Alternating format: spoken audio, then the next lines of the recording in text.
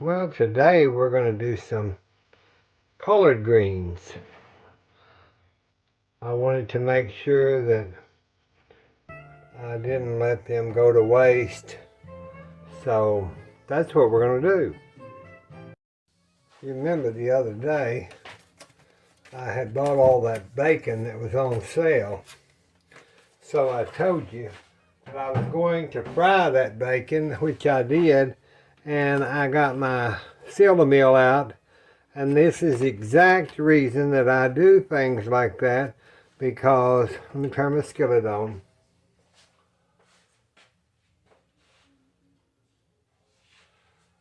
Because when I need bacon, I have it, and I just cut that open, see. Thaw it out a little bit, cut it open, and I'll chop that. Oh, it smells good, just like if it was home, cooked just today. So, let me get my chef knife and my cutting board. I'll turn that down a little bit, and I'll put this bacon out here on this board, and then I'm going to chop it just not too fine, but enough to where I can render it down a little more into the grease that I have, plus there'll be some pieces. So what I'm going to do is turn my grease up, turn my pan up, then I'm going to put my bacon grease in there. I already had bacon grease in there, in that can, but we're going to do it a little more so to get that good southern flavor in these collard greens. Now usually I would use an onion, but today I'm going to make everything real simple for you. So you get your grease going and bacon grease, and there's some new product on the market, I'm not sure what it is, that you can add to your pan, and it's supposed to make things taste, or it may be bacon grease. I've got to investigate it. I saw it on Mama Sue's Cooking, or one of the YouTube, I don't think it's Brenda Gant, one of them, because Brenda does about like me, she uses natural stuff, but it's, I don't know, it's a bacon grease. It's bacon grease in a tub that you can get from Amazon. That's all I know. But I usually have enough because I make breakfast for me and my mom. So then today, what I'm going to do is these chopped onions I get at Walmart. Well, I'm going to tell you, they're a lifesaver if you don't want to sit and chop a lot of onions, or you don't need a whole onion. Alright, so I empty my onions into my sieve because I don't want that water all in it.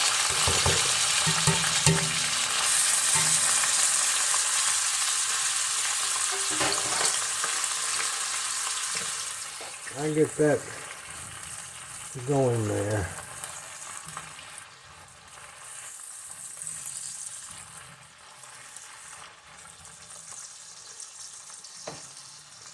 Usually I'll just go ahead and put my salt and my black pepper, initial black pepper and salt. Now this is the way I make my good roast gravy, bacon gravy for just about like this, and I add my flour and make a roux out of it, and then you can just heat a pan of water and take 2 tablespoons of this, let it get to a boil in your water, and put a half a can of evaporated milk, and it makes some of the best gravy you've ever seen. I bet I'm going to need my big skillet, so let me stop and I'll get that because it's going to turn out more than I thought. Alright, I got that transferred over into the bigger skillet. I'm going to take one of these good fresh jalapenos, just get an edge off of it. I don't want a whole bunch because y'all know I'm a caregiver for my 91-year-old mother, and I don't try to put a bunch of stuff in that's going to upset her stomach. But it gives it a little flavor to those collard greens. Let me rinse that off. If it wasn't for Mom, I would probably do it a little more. But it just gives a little, you need that little bit of chopped jalapeno in there. Just to give it a Texas flavor, that's what I say. I've bought all those jalapenos at like 49 cents for the bag. It was just unreal of what I got them for. So I'll fry that down.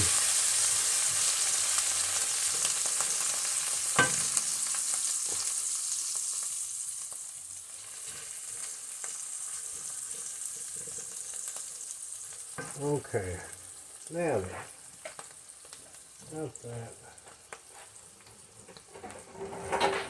Now on these collards, I rinse them off in the sink with real good with baking soda, water. Sometimes I'll use, sometimes I'll put them in my lettuce spinner and get the water out, but these weren't so bad, so I thought there's no sense in doing all that when I can do them right here. I just give them a bath and then I towel dry them off just like a little baby.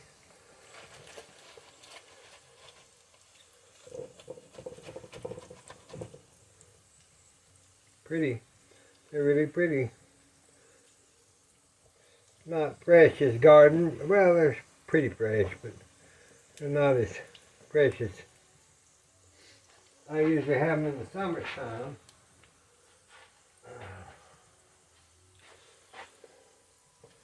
Now then, I'll put those to the side. I try to cut that old stem off of there. Get that old stem kind of off of that. And so you don't want them old stems. They get tough. Kind of like an old cob, kind of tough. So I just always cut them off. No sense in keeping them. Really, I've cut them even all the way to the top. But most of the time, once you get on up into that stalk, they won't be so tough.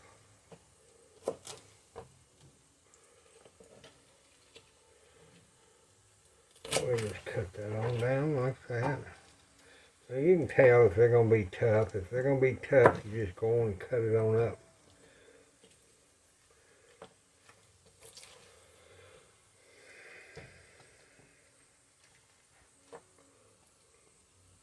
There's several things that I may do with these. I make a wonton with them. So there's your old stems. You don't want to keep them. And what I do is I just gather these up. Like a little bundle. Give me a little bundle. And you can feel as you're going along if you feel any real hard stems. And I don't. So, put that. Just get them. Well, there's one that looks kind of like a stem. I don't like that one, so I'm going to pull that one. Okay. So now I just get them. I just chop them kind of like slaw in a way. Not really, but kind of.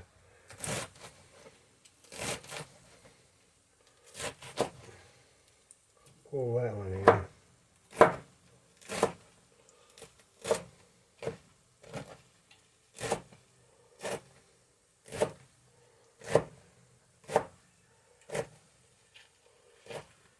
Well, these have got a lot of good vitamins and minerals and everything you could eat. Lose weight, you could gain weight, you can lose weight. Put hot sauce, don't put hot sauce.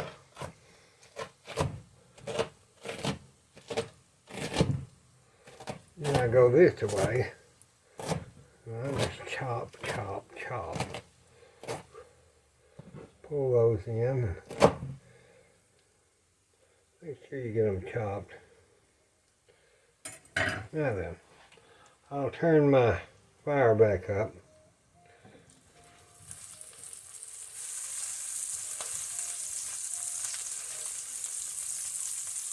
Turn my fire back up.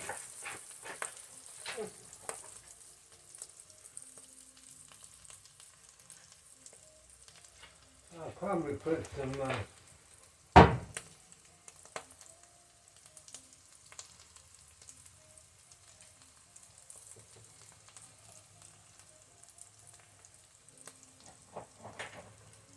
put a little onion, let's see, where is it? I've already got some onion, but I go ahead and add just a little more. Then I add paprika, just to my pan. And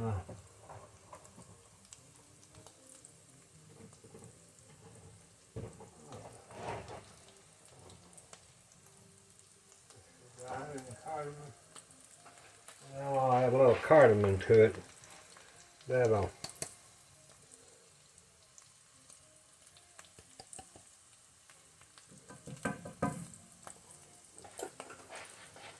not a whole lot.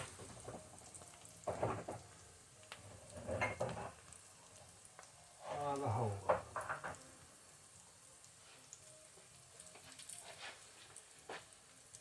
A little turmeric.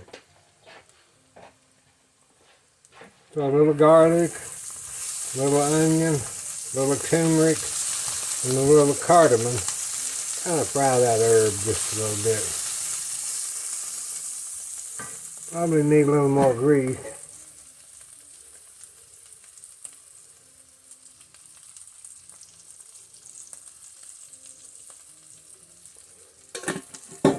Alright, now then, we just start adding this right here. We just start adding the, glad we got that bigger pan, ain't y'all?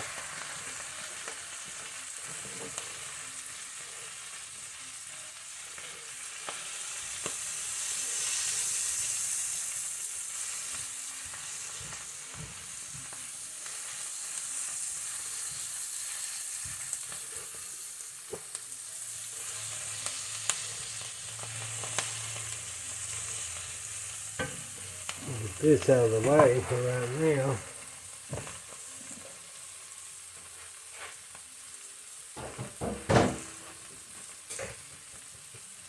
Put a little cooking lid on it.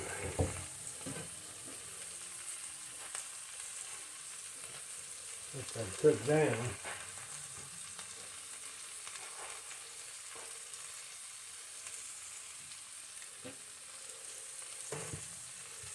That's where I can get underneath it.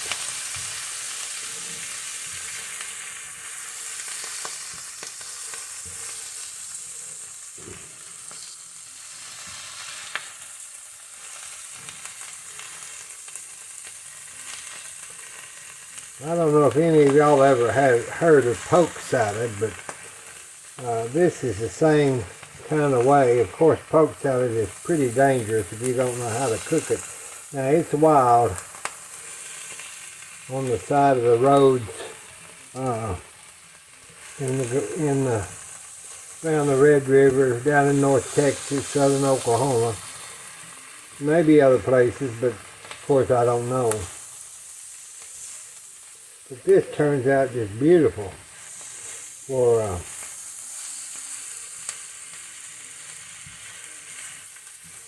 greens, you know.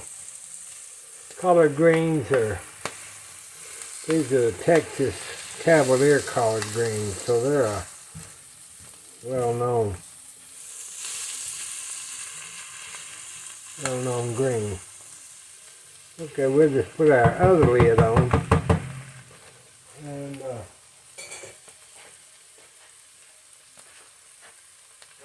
that probably, I don't know if I had one big enough. I thought it did. We'll just let that cook for a little bit. I'll put this just on there. When I don't have a lid, then I'll just put that on there and let that fry a little bit, and we'll be back. Alright, those is cooking down real nicely. And then I'll get started here in just a minute once I plate this. That little popping at your greens, that kind of pop. Good cooking.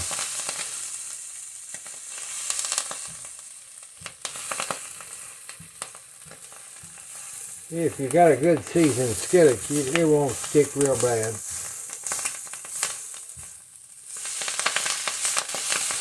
And you just let that cook on down, kind of like you do spinach. Cover it up with my tray. Surgery. Now, I didn't realize it. Boy, these collard greens are going to be good. I wish y'all were here to eat with us. Just me and Mama. Many of you know she's 91 and I'm her caregiver. And I'm always cooking to keep her going because she needs good